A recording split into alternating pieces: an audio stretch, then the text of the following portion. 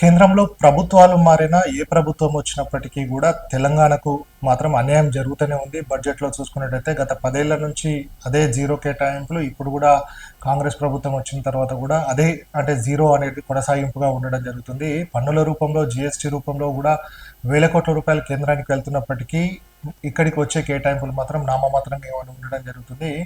కాంగ్రెస్ ప్రభుత్వం ఇప్పటివరకు చూసుకున్నట్టయితే మూసీ అభివృద్ధి అనే పేరుతోటి పెద్ద ప్రాజెక్ట్‌ని తీసుకోవడం జరిగింది. ఇప్పటికే అత్యంత వివాదాస్పదం కావడం జరిగింది. దీనికి సంబంధించి విమర్శలు కూడా వెల్లువెత్తాయి. కానీ ప్రభుత్వం దీనికి కేటాయింపులు ఇవ్వాలని కూడా కేంద్ర ప్రభుత్వాన్ని కోరినప్పటికీ కూడా దానికి జీరో కేటాయింపులు ఇవ్వడం జరిగింది. అలాగే మెట్రో ఫేజ్ 2కి సంబంధించి ఎక్కడ కూడా కేంద్ర ప్రభుత్వం నిధులు ఇవ్వకపోవడం కావచ్చు.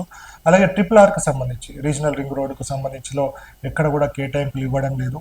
సో గత కొన్ని సంవత్సరాల నుంచి కూడా నవోదయ విద్యాలయాలను అలాగే కేంద్రీయ విద్యాలయాలను కేటాయించాలని కూడా బీఆర్ఎస్ ప్రభుత్వం నుంచి ఉంటే ఇప్పటి వరకు కాంగ్రెస్ ప్రభుత్వం కోరినప్పటికీ కూడా ఎట్లాంటి కేటాయింపులు కూడా చేయని పరిస్థితి కనబడుతుంది. ఒక పక్క ఆంధ్రప్రదేశ్కి ఏమో వేల కోట్ల రూపాయలను అక్కడ ఇచ్చుకుంటూ తెలంగాణకు మాత్రం జీరో కేటాయింపులు చేయడం పట్ల కూడా ఒకంత అసహనాన్ని వ్యక్తం చేయడం జరుగుతుంది. ఫైనాన్స్ మినిస్టర్ బట్టి విక్రమార్క నిన్ననే ఆయన పెదవి విరవడం జరిగింది. మరోసారి తెలంగాణకు అన్యాయం జరిగింది, జీరో కేటాయింపులను కూడా ఆయన చెప్తున్న నేపథ్యం కూడా కనబడుతుంది. సో మొత్తంగా ఏదో నామకే వాస్తేగా హైదరాబాద్ నుంచి 3 హై స్పీడ్ రైళ్లను వేస్తున్నట్టుగా ఒక వాటిని మాత్రం ఇవ్వడం జరిగింది. కానీ ఎక్కడ కూడా చెప్పుకోదగ్గ కేటాయింపులు మాత్రం అంటే ఆన్గోయింగ్ ప్రాజెక్టులు ఏదైతే పాలమూరు ప్రాజెక్టుకు సంబంధించిన ఎట్లాంటి అంటే దానికి సంబంధించి కేంద్ర జాతీయ హోదా ఇవ్వడం కావచ్చు, మిగతా ప్రాజెక్టులకు నిధులు ఇవ్వడంలో కూడా ఎక్కడా కూడా కేటాయింపులు చేయకపోవడం, అలాగే తెలంగాణ పట్ల వివక్ష చూపడం, ఇక్కడ అభివృద్ధిని ఆపడ దూరంగా ఉంచడం పట్ల కూడా అంటే ఇక్కడ నుంచి వచ్చే డబ్బులను తీసుకోవడం కానీ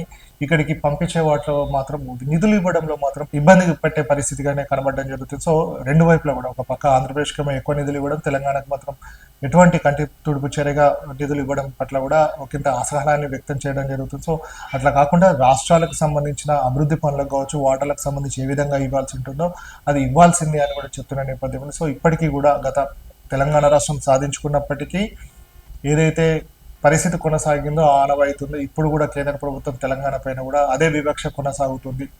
సో మొత్తానికి మాత్రం ఈ బడ్జెట్లో కూడా నిర్మలా సీతారామన్కి సంబంధించిన బడ్జెట్లో కూడా కేటాయింపులు అనేది గుండు సున్నాగా తేలిపోవడం జరిగింది.